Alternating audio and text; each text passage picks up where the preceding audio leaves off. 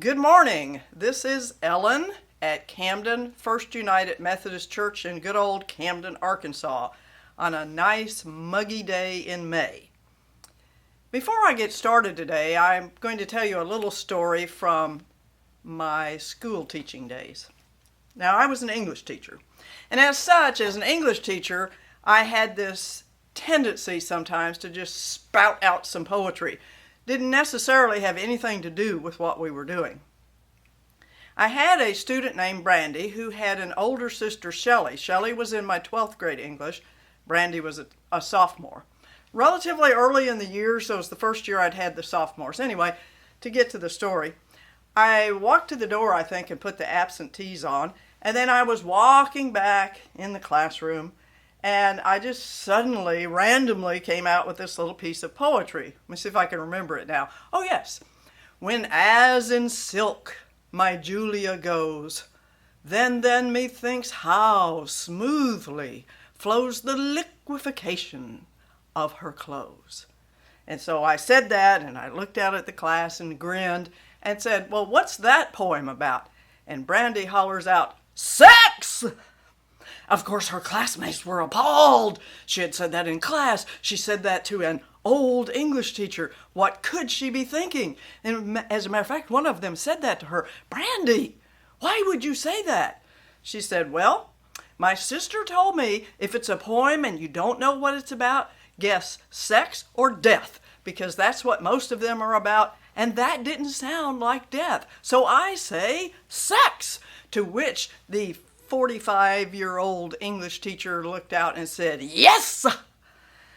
Now, if you're wondering why I'm telling that story, then if I can find it here, I'm going to tell you what my lesson is about today. Are you ready? Hopefully I'm holding that in the right place. It's a little hard to gauge, but I'll pull it back here in case you didn't see it. As a matter of fact, I was watching the video that the young pastors make where they talk about these things when my husband came in, listened for a while, and said, well, what is your topic today, or your topic for Sunday? And I said, sex. The question in the book, remember I'm using this wonderful book called Ask, which has to do with faith questions in a skeptical age. The question was worded like this: are marriage, sex, and family life religious issues? So let's talk about sex for a while, or at least the way that the church has interacted with this issue. I will say that it has been a controversial issue, and even for me to discuss it is probably considered controversial. I can tell you the attitude that the church at large has given to people in the general public. And that is that the whole stance that Christians have, that the church has, is no, no, no, no, no. We have made it seem that sex is extremely important, that perhaps sins that we consider sins to be related to sexual sins are the worst kind of all. And we especially find that to be true if it's something that we don't do, somebody else is doing. We'll leave our little sins out of it.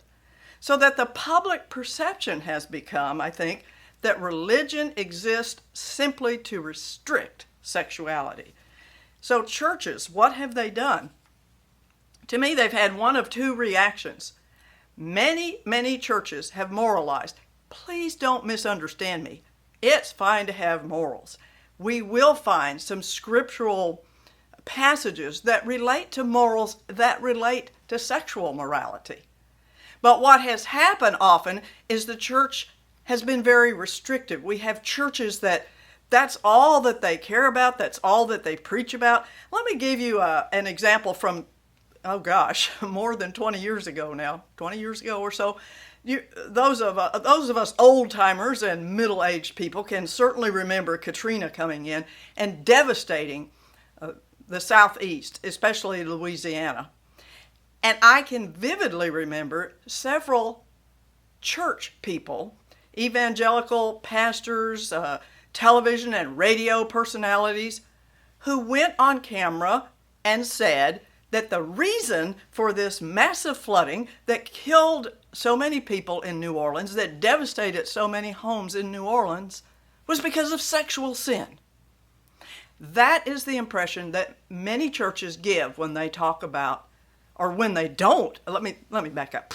The impression that we've given then, as a church at large, is that we're tisk, tisk, tisk.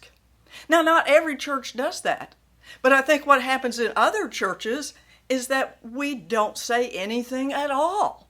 We don't talk about sexuality. We don't even that much talk about relationships such as marital relationships. We find these to be taboo topics, and we give young people the impression that we're not open to discussing these things. Well, here's what I'm going to say, and I'll probably say it again later. If we as a people of God are not willing to discuss sexuality, are not willing to discover the love between couples, then we are creating a vacuum. And into that vacuum, other things are going to come. Into that vacuum are going to come the over-moralizing, pious, we're better than you are Christians who tisk tisk and try to lay the burden of sin on people.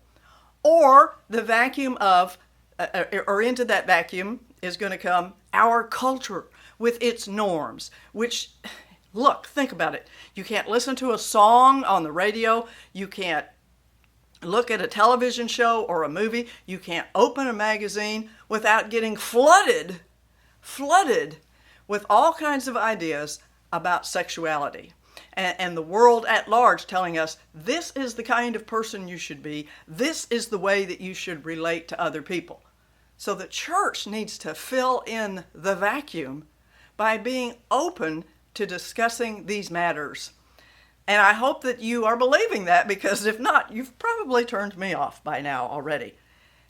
I think sometimes people who are my age or older, we like to pretend that the sexual revolution hasn't happened, that these are things that don't need to be discussed. But let me give you some examples of how things have changed. First of all, if you are under the age of 45 or 50, you're going to find this comical, that when I was growing up, people, of course, didn't talk about sexuality, but we didn't even have it in television, or not very much in Hollywood. For example, in the I Love Lucy show, or any show where there was a married couple, if they showed a scene in the bedroom, and by the way, that was very seldom done, but if they had the couple in the bedroom talking to each other or whatever, these two people would be in twin beds separated by a big nightstand or something like that, because it was considered too controversial to even have them in the same bed, doing nothing. Well, now you can turn on television that's coming along in prime time, and it can get pretty juicy. Do I sound like an old lady? Do I make those of you who are young go, "Ooh, what's this old lady doing talking about sex?" Because we have so many hang-ups in this society. It's funny to me that as a culture, we allow and we consume all kinds of messages and all kinds of scenes in film and on television, in our music, all kinds of messages that basically are very free about sexuality. And yet at the same time, we have all these inhibitions and don't want to discuss it openly. I've been telling you the whole time I've been doing this series that there's a video that comes with it with these young pastors who discuss issues. So they were given this issue, and the number one thing that I heard those young pastors saying is that there was a hunger in their church, especially among children, teenagers, and young adults, to hear people discuss sexuality and relationships in an honest and open way. Most young people felt that this was something they were not to discuss. And I say this again, if we don't fill in the space, if we don't open ourselves as a church and as a people of God to allow healthy discussions of sexuality, then that vacuum is going to be filled by the moralizers who make people hurt, and by the people that say, fun, fun, fun, there's no price to pay. We have a responsibility to be true and honest with our people. We have a responsibility to see what's going on around us. I was going to talk about the sexual revolution, and of course I was telling you that back in the day, you didn't even, it was really something just to see people kiss, much less do something else. But things have changed, and let me give you an example. In 2013, and I know if you're a kid, that was a long time ago, 7 years ago, but modern enough. A survey was done of people who were participating in Christian Mingle, which many of you may know is a dating site for Christians who want to meet other Christians. So Christian Mingle and a corollary that is called J-Date, which was for Jewish people who wanted to meet other Jewish people to date. When they were surveyed, the respondents, 68% of them said that it was very important to them to find a partner of faith, a partner who shared a similar faith to theirs, which is what we would expect of people on this site. But here's another question they were asked. Would you or have you participated in premarital sex? Would you have sex before marriage? To which 87% of the respondents said yes. Now, I'm not telling you this so that if you're my age or older, you can be shocked. You can clutch your heart. You can, there's young people today. I'm telling you this to say this is where we are in our culture. One of the young pastors that was on this video, and I'm intrigued to know where he pastors, but he said that the church that he pastors is primarily made up of single adults. So he has some congregation of almost entirely single adults. And he conducted a survey in that congregation, a totally anonymous survey to try to get people's honest answers. And he said 2/3 of the men in this congregation said that they occasionally or regularly view pornography. Pornography. Now, again, I'm not saying that so you can scold young people. I'm not saying that so we can be judgmental. I'm saying that to say there's a pull. There's a pull from our culture, and there's ready availability of anything a person wants to do, from watching pornography to just watching good sex scenes. She didn't say that in a Sunday school class, did she? So our question is then, is God interested in these things? Does God care about sex and marriage and relationships? Is that part of our religious life? And should it be something that God is concerned about? Well, the scriptures certainly do talk about sexuality a little bit. But I want you to hear this. Sexuality was created to be something good, something to give us a full and whole life as God intends it. Let me put my little reading glasses on, grab my Bible, and take you very early into the Bible, into Genesis. And I'm going to start in the very first chapter of Genesis. So this is as we're going along, and God has created all these things. And here's what the writer of Genesis says in verse 28. Well, let me slip back to 27. God's going to create humans. So in this part of the creation story, God's just creating humans. So God created humankind in his own image. In the image of God, he created them male and female. And God blessed them, and God said, be fruitful and multiply. Be fruitful and multiply. The very first command or suggestion that God is giving to humans in Genesis. He creates them, and then he says, be fruitful and multiply. My friends, I don't think he was talking about crops. He was talking about human fruitfulness, human multiplying. And although I don't know that you want your children to hear this, I'm pretty sure there's only one way that humans can be fruitful and multiply. Oh, she didn't say that, did she? She seems to be implying. Bad teacher. But seriously, God created us as sexual beings, designing it to be something good, something to bring wholeness, designing it to be something that brought us into an intimate relationship with another person. a kind of a relationship that is like no other and that can be very fulfilling and completing. Let me just give you another passage. This also is from a creation story as it's told in Genesis, as God creates the man. In the Genesis 2 story, he creates the man first, creates all these animals for the man, so the man will have a companion, but the man's he's still not happy, he's not satisfied, and so God creates the woman.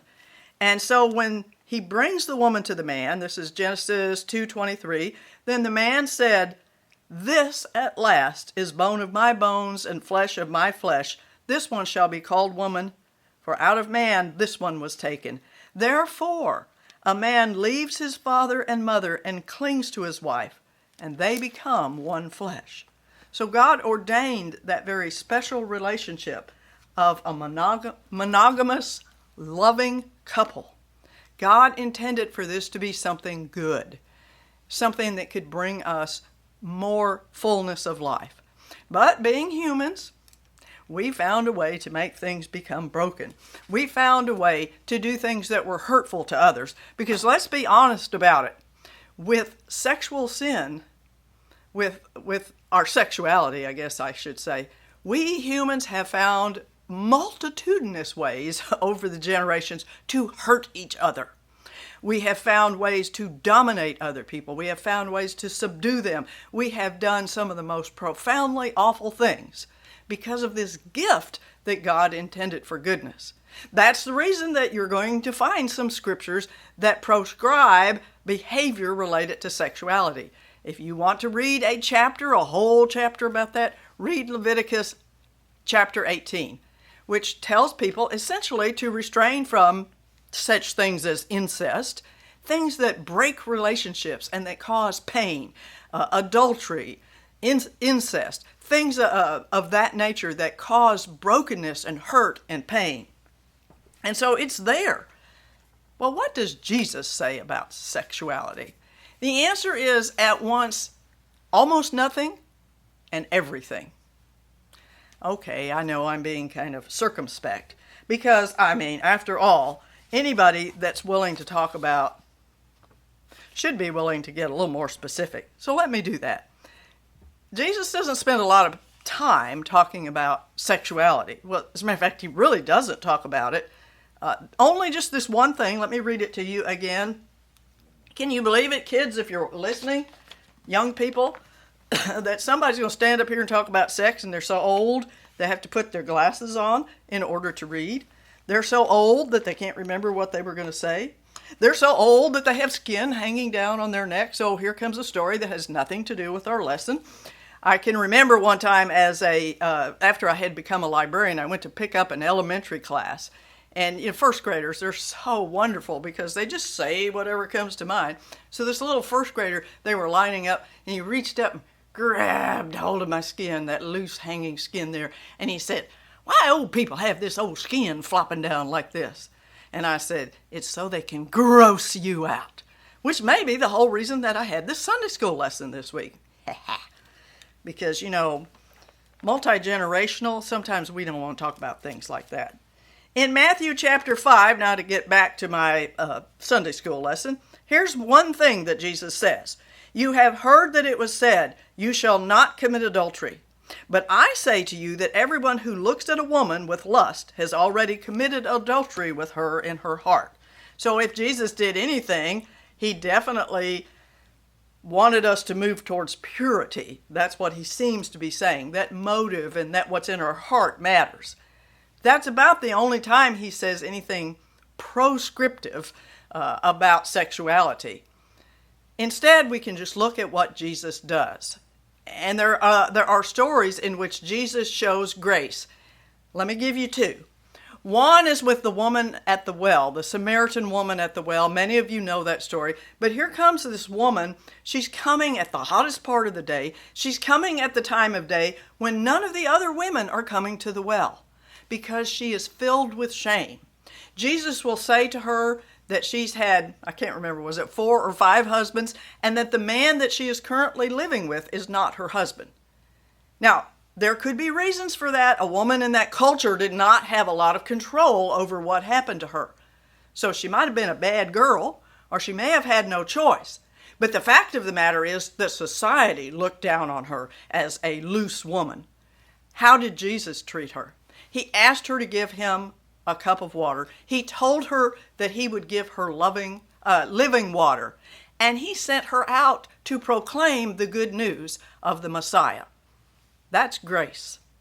In John chapter 8, the Pharisees, deciding that they want to put Jesus to the test, bring to him a woman who has committed adultery, and they say, the law of Moses says that she should be stoned. They're wanting to test Jesus. Now, if he cares about the law of Moses, if he cares about people being good or people following the law, then they're hoping that he's going to say, yeah, put the woman to death.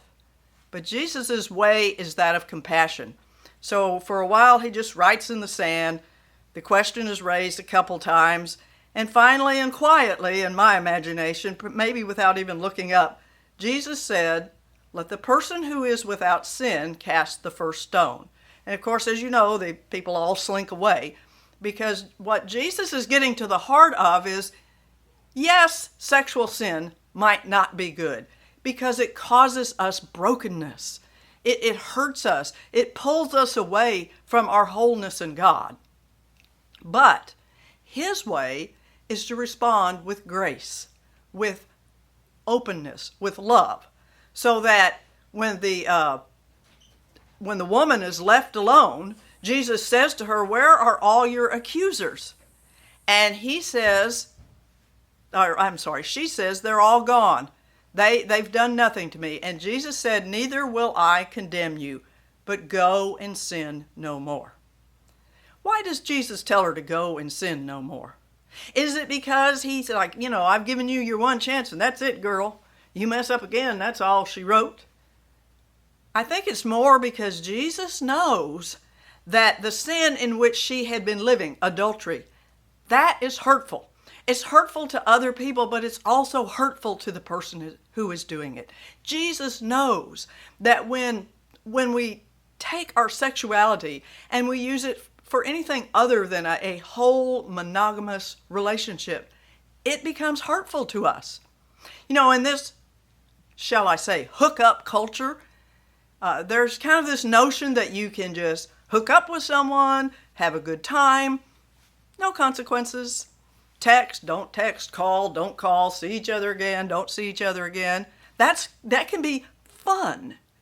But as the young pastor said, sometimes when people do that, they find out, unexpectedly perhaps, that there's some baggage, that they feel some guilt, or that they feel other negative feelings. And our culture doesn't have any way of dealing with that, because the culture at large just says, oh no, everybody does this. This is fun. We must all do this. As a church, our job is to be loving. Our job is to pull people towards God. Our job is to realize, as Jesus tried to teach the Pharisees there with that woman, all of us are sinners. There's not a degree of sinfulness. It's not okay for me to have these little sins and then condemn that woman with her bad sexual sins and I'm a better person. No. What Jesus is suggesting to us is that we are all sinners and we are all in need of grace, and therefore we are not judges.